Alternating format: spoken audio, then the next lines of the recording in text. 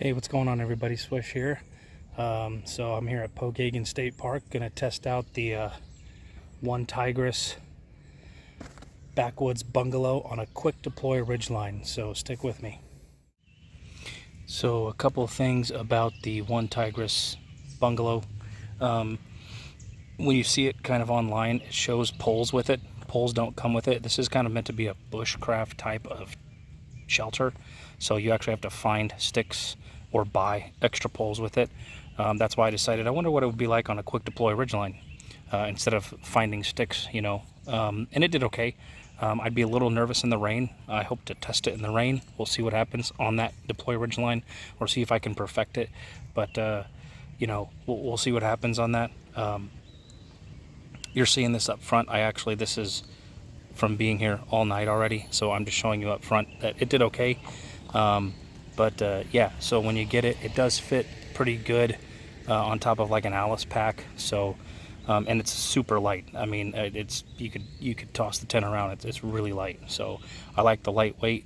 And but yeah, it's really meant to be a bushcraft type of shelter. So I got the Ridgeline all set up. There's my trucker sitch down there, and I got these Prusik nuts in width. These trees are pretty far apart, you know, about 40 feet, so I had to go with an extra Ridgeline, and it's pretty taut, so not terrible, but yeah.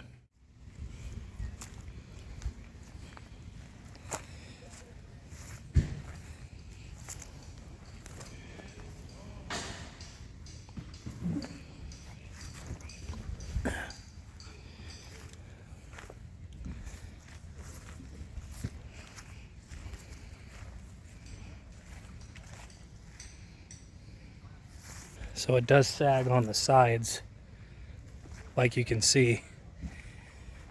It's brutally hot out here, but it's still pretty roomy. You saw there, I could still fit my mat in there and still be comfortable. I could probably put my pack in there just to do it, but there's no rain either, so I'm not worried about the rain tonight. It's going to be a nice night. So, and excited to sleep in this and see what happens. So yeah. All right, so I just left the campground. It's over there, the trail.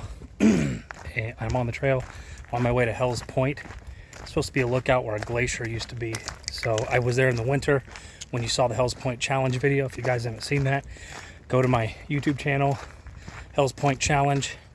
It was fun to see it. So I've never seen it in the summer, and I can't wait to see what it looks like. So I'm on my way. I think it's a couple miles, and hopefully the view's still pretty good.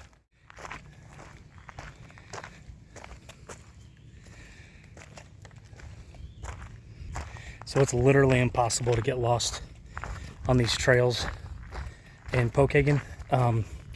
There's signs everywhere, and in some spots they even have a map that tells you where you are. So if you're lost on any of these trails, which you shouldn't be, or if you get disoriented, which you shouldn't, because there's signs everywhere at every fork, you just follow the trail till you get to a fork. Look for the signs. If you don't have a phone with a map or whatever, or if you didn't take a map, as you can see, I got just water with me. I'm not taking my survival gear because there are so many people here camping today. It's closest person is maybe a mile, you know, so I'm not worried about anything happening to me. And my phone's fully charged, so, and I have service. So I'm not here to train or do anything. I'm here to take a break from life and stop and smell the roses. So just figured I'd bring you guys along for the ride. And as you can see, very different from the last time I was here. I'll show you a picture of the last time. The vegetation really covers it all, so there's not a whole lot to see, but still the breeze feels good. So, but it only took me about 20 minutes to get here, so not bad. I think maybe a mile and a half. I wasn't really keeping pace. I was just walking here. So maybe I'll keep pace on the way back. The steps were kind of sucked. I just was going, and I had to sit down on that that bench, but it's good. So yeah, I'm glad I made it here. Glad I got to see what it's like. So it's still a pretty cool view. You know, it's actually further down than you think. The camera really doesn't do it justice, but you know, it's still pretty neat.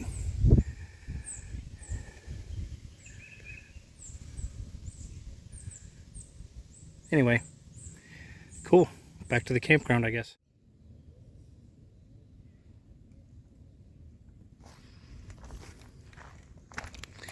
I want to give a quick shout out to my wife, Tegan, for booking this camp spot for me. I have not been camping in a long time. So, thanks, babe.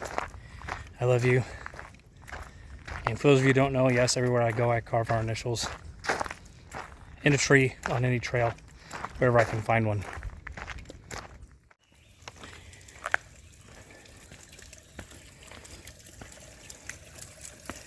So I know it looks man-made, and it is for the most part, but it's a man-made connection to an actual natural spring that runs down. So that's pretty neat. And you can drink it. I drank it in the wintertime and nothing happened to me. So, yeah. Side note, if you're gonna hike these trails in the dead of summer, make sure you put on copious amounts of bug spray. It is nasty. I'm walking pretty quick and it's just... So I put some on, but I must have sweated it all off. And they were just going after me. So make sure you guys load up.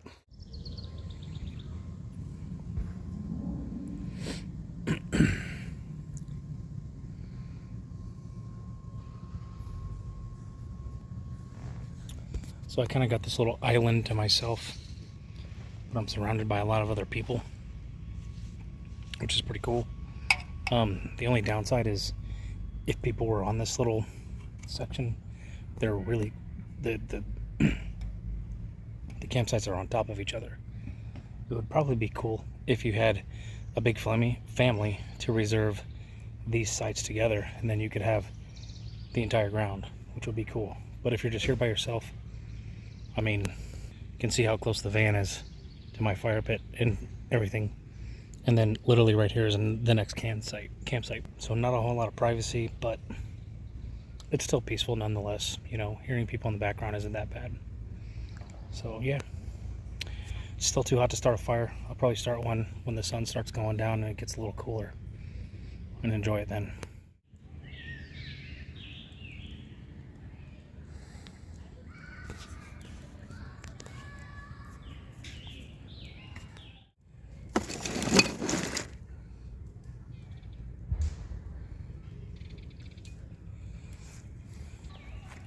Limoncello, courtesy of the Marquis Slaninka. Thanks, Mike. Apparently this is some good alcohol. So, we'll see. Alright, here goes nothing.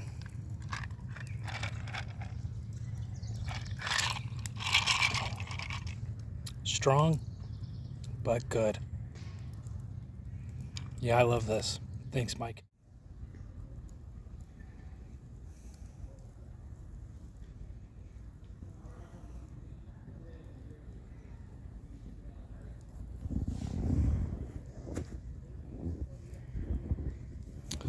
Well, it's almost 10 o'clock. Check my watch here. Yeah. 10:03, 22:03. Just enjoying a good fire. It's cooled down a little bit. So, gonna enjoy this fire for another hour or so and then get to bed and cars keep coming by, lighting me up. But yeah, we'll see how the one Tigris Backwoods Bungalow works for tonight on a deployed Ridgeline anyway. And looking forward to it. Oh,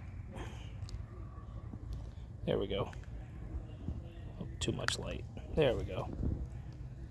So, yeah, let you know how it goes and see what happens. All right, well, it's almost midnight, and I'm in the in my tent. So it's pretty roomy in here. It's got a cool little, I don't know if you can see that. Let me see. It's got a place you can hang a light. Well, sorry about that. But it's got a place you can hang a light. It's pretty roomy and see the sky at all, but I'm keeping the screen out so that way I can let some air in. So it's supposed to get down to 71, which is pretty good. And I'm going to get some sleep and see you guys in the morning. Good night.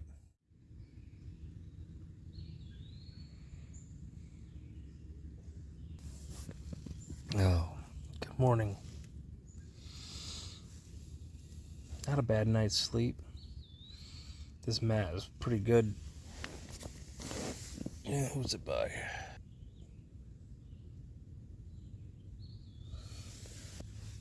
It's nice and thick, so I like it. But yeah, tent held up nice. Wasn't a whole lot of dew fall. In fact, I don't think there was any because it was so warm. But yeah, I like it. Vents well with the screen.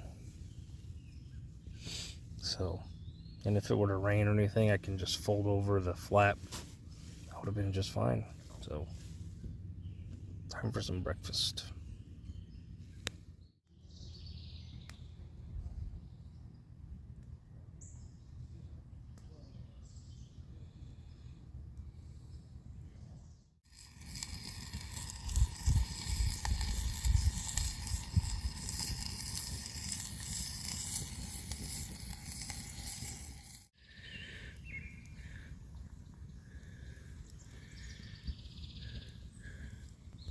So I forgot my skillet at home. So I'm using my canteen cup to cook my bacon and eggs in, which just proves how versatile the canteen cup really is. It's working actually pretty good. So I just cooked the bacon first up to grease up the bottom of it. Threw 3 eggs in there, and I'm just mashing it all up together. So we'll see how it tastes.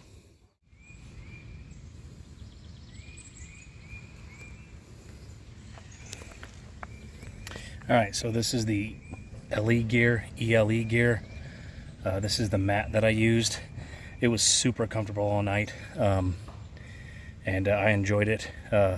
One con is it's not very good for backpacking because even rolled up, it's pretty big, and it's pretty heavy. But the van here is gonna eventually be my new shelter. So in a sense, so it's great for if you're camping in a van, you just roll it out, fold out the seats, roll it out, and it's self-inflating. So that's pretty cool. But I was super comfortable on it all night. It was amazing. So I don't recommend it for backpacking, but I do recommend it for regular camping.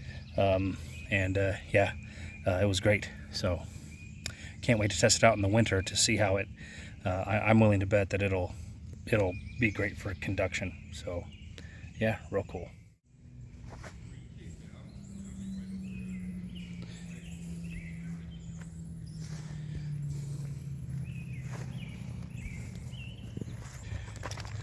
So the tent held up pretty good on the ridgeline. It sagged a little bit in the middle, but I think that was okay. It wasn't raining. I think if you had a pretty bad downpour, you'd have some issues with water shedding. From what I've seen in other videos, this thing in torrential downpours holds up pretty well. So, but if you needed something really quick on a quick deploy ridgeline, you could use this.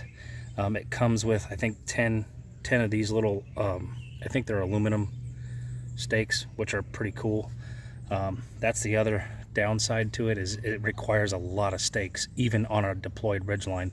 If you had if you took sticks and used poles, you would need more stakes. You actually, if I would use the poles, you actually need more of these than what they provide. Because I used all but 2, and you need at least 2 for if you had poles, like 2 more.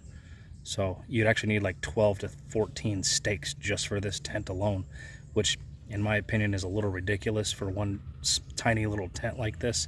But I still really like it. It's really great to set up, even for kind of a long term, for a place to sleep. And I enjoyed it, and I slept really great in it. So there's a lot of room in there for me and my gear. So yeah, that's the one Tigris Backwoods Bungalow on a quick deploy Ridgeline.